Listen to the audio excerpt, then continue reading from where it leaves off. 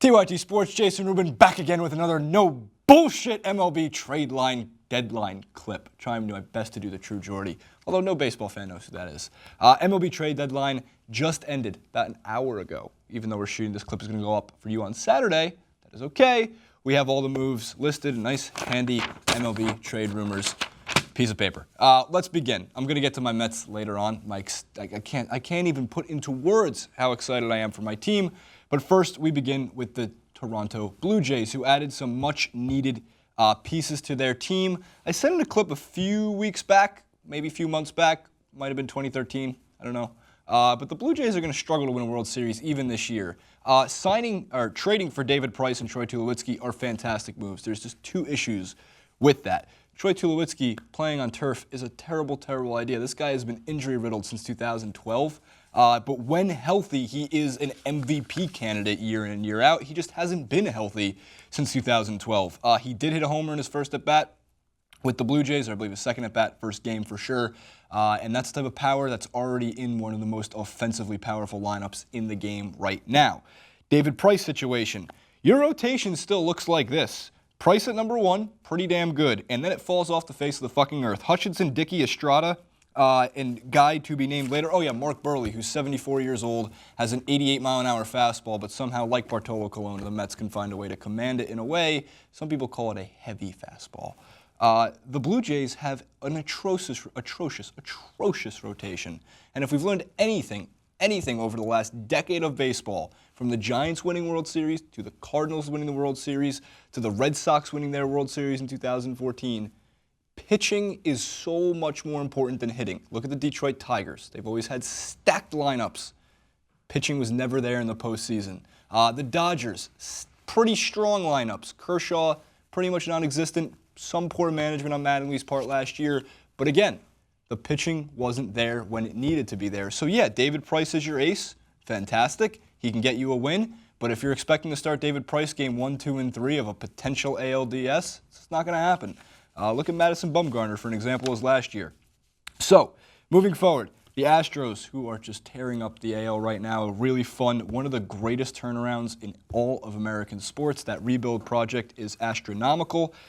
They are the ones who signed Carlos Gomez. More on that in a bit. And Mike Fairs, who I awfully predicted as potential top 5 Cy Young finisher. His whip has been through the roof, hovering around a 1.3, 1.4, sometimes even as high as 5. Exaggeration. Walks and hits per inning pitched is what I'm talking about for those who don't play fantasy baseball. Cole Hamels as a Ranger makes absolutely no sense. Yu Darvish is not on the team this year. He is out with an injury.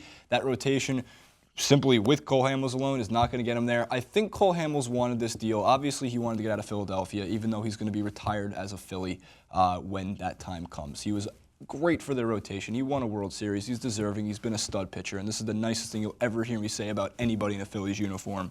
But the Rangers right now are not, they're on like the fence of the playoff chase. They're not in a position that they are in a commanding lead of a AL division, AL Central, sorry. But when you look at it from the perspective without Yu Darvish, they're not going to do it. I mean, Cole Hamels is not in his prime anymore.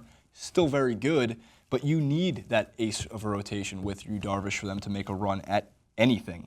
Moving forward, Johnny Cueto and Mike Leake are no longer Cincinnati Reds. Cueto off to the Kansas City Royals. That is terrifying. The Royals have have good pitching. They've had good pitching last year. I predicted them to win the ALDS last year. People thought I was insane, but their defensive capabilities in a day where sabermetrics make that much of a difference cause them to get to the World Series. And I think that they could make it back there this year. The AL is no stacked amount of teams. The Angels aren't going anywhere. Sorry, Mike Trout. Sorry, Albert Pujols. Your pitching, not going to do it for you. So the Royals are in really good shape because, again, their defensive run saved on a year-in and year-out basis since 2013 has been in the upper echelon of baseball across the American League and the National League, and it's caused them to play smart, small ball. You got the guys like Sal Perez. Even Omar Infante, who should never have been an all-star, has been turning defensive wonders in web gems on a nightly basis, including a backflip pass behind his leg off his shoe. Amazing, amazing, amazing. The Angels bought an entire outfield, although none of them could play together at the same time. David DeJesus, David DeJesus, David Murphy, and Shane Victorino. I love the flying Hawaiian. Shane Victorino did great things when he was on the Red Sox. He was great on the Phillies. He is a great piece to have. Although, again, pitching, that's what wins World Series. Don't be surprised if the Angels get swept in the ALDS again this year, although they will be there. So now we move on to the most important part of the MLB trade deadline, is that the Mets have signed Cespedes. Not signed him, traded for him. We also got Tyler Clippard, which is wonderful. I say we because I am an all-growing, ever-growing part of the Mets organization. I've not wanted anything more in my entire life than a Mets World Series. Nothing. I literally mean nothing. Cespedes is probably the first move in a long time since the Mets signed Beltran and Delgado in 2007 to actually have a heart of the lineup that was deadly to face on a nightly basis. The Mets organization made a fantastic move. Most importantly, they're going to keep their unbelievable young rotation together. The one that John Smoltz has already claimed is going to be better than that of their Braves rotation that included Tommy Glavine, Greg Maddux, and John Smoltz, studs. The Mets pitching can get them far. They have to win the NL East, though. I'm afraid if they don't do that, they're going to make the wild card or the second wild card game and lose in a one-game playoff because that's what happens with the Mets. But before we even get to that point, Cespedes is batting close to 300 this year. He's a bona fide stud. Not a star, but he is the bat that the team needs in the lineup. This is a team who is struggling to put contact on a ball, even if it was holding on to a Little League tee. Their pitching can get them there. Their hitting couldn't. Cespedes works great, and they didn't give up Zach Wheeler, who's been out with Tommy John surgery, the UCL surgery that has become a pandemic in the Major League of Baseball. I think that is all I have. I know there's a few other moves. Houston added Kazmir last week.